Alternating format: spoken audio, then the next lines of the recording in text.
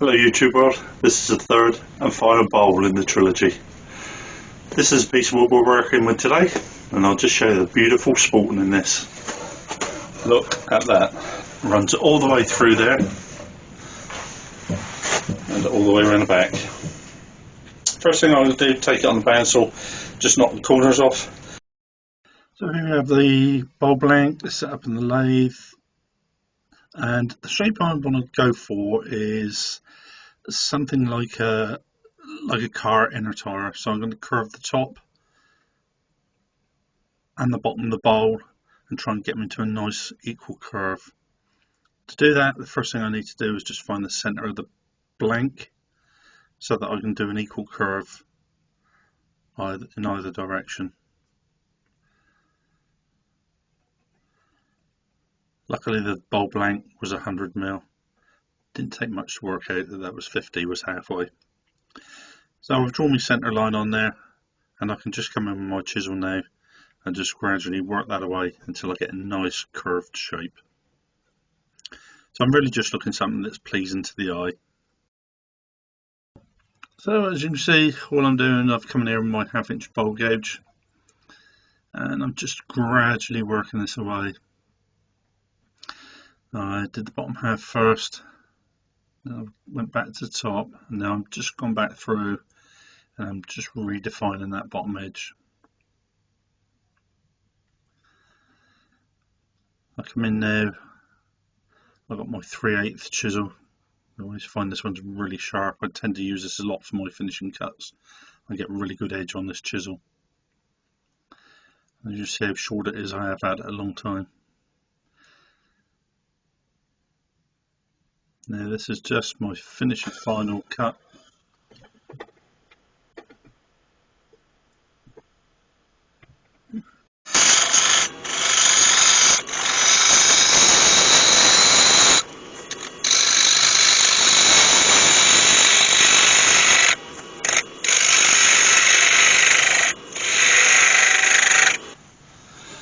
That's very good, I'm pleased with that.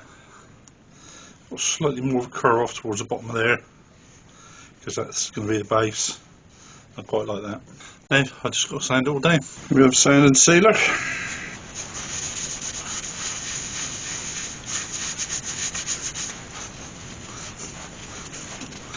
As that's quite grainy, and you can feel the difference in the growth rings there, I'm going to use some Hampshire Sheen gold embellishing wax.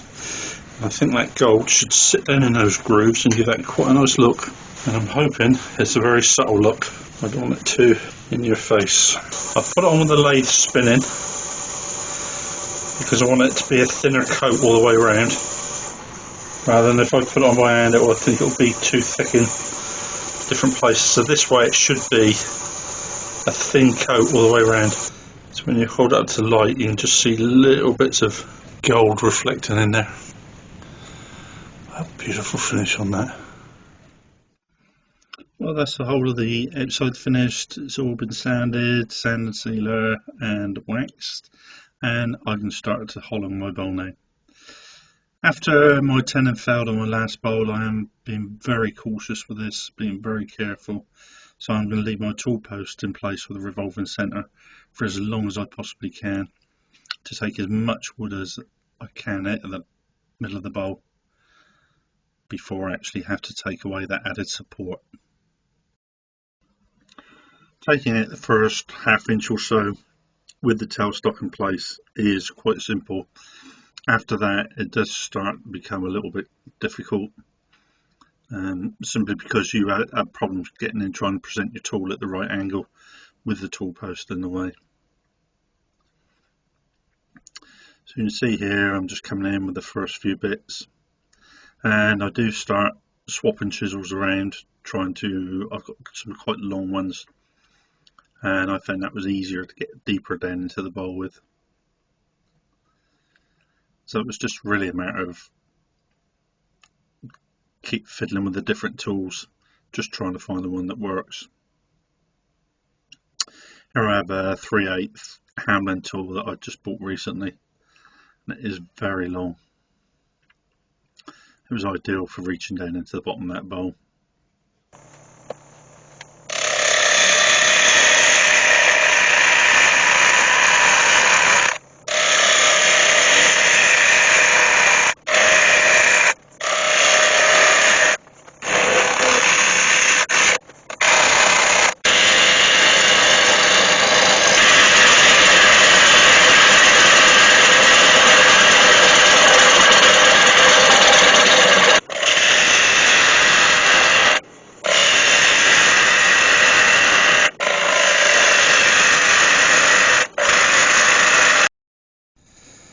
Tailstock's in the way now, so I can't get in there any further with my chisel. So I've had to remove the tailstock out of the way so I can finish off hollowing the inside of the bowl.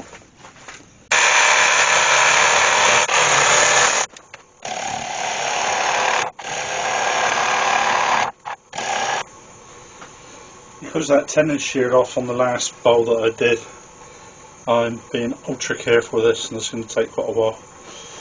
I'll get and take that centre post out, and then I'll get back to you. As you can see, I've taken the centre post out, I've taken the tool post out of the way, and I can get down to hollowing the rest of the bowl. I do enjoy doing this. There's something very therapeutic about hollowing bowls. I don't know what it is. Probably just the final product. So you can see I'm just coming through my chisel now, just taking away the wood on the bottom. I'm getting down quite low, and I'm using these calipers here. I think they're called a figure of 8 caliper. So what you do is you squeeze the wood in there, and you can see however thick the wood is, you get exactly the same measurement on the other end of the calipers. And I did at that point, I had something like about 30mm left in there. But the tone of the wood had changed as I was cutting it, and I was quite worried about that. I did leave the bottom of the bowl a lot thicker than I really wanted to, simply because I was worried about the tone. You can hear the tone of the wood change as you're cutting it, and I wasn't sure whether to trust my fingers with the thickness or my ears with the tone. The last thing I wanted was that bowl to split and end up with two halves. So I've also just gone in there with a half round chisel, so that I've got a nice, where I come down off the sides of the bowl to the bottom of the bowl, I've got a very nice transition. I've got a really nice curve in the bottom of that bowl to go from one to the other. I think wood is very tactile, and what you want is when people put their hands in there, they want to feel nice, soft curves. So here now I'm just working my way across the bottom of the bowl, just taking all the ridges out and getting a nice smooth surface on the bottom of the bowl. I'm just taking my last few cuts across the bottom of the bowl, just clean it up, make it all nice and smooth. Then I'll sand it down, sand, sealer, wax, and that bowl's all finished.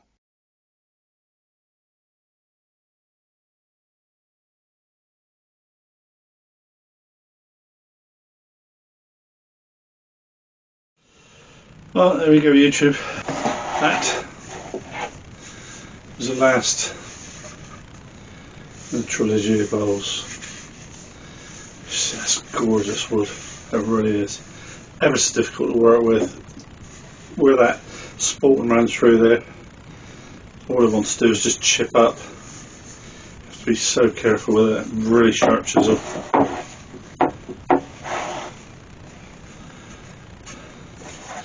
This was the very first one I made. You can see that wood.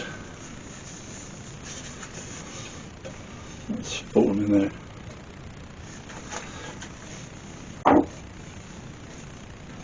Absolutely beautiful, that is.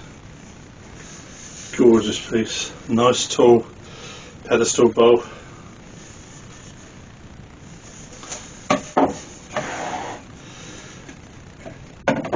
I've tried to give them 3 different shapes. That's the second one that I made. There's a video on YouTube for that one. It's not quite as, I mean, it's still extremely nice, don't get me wrong, but there's not so much spalting going on in that one. But even so, that's still a beautiful piece of wood.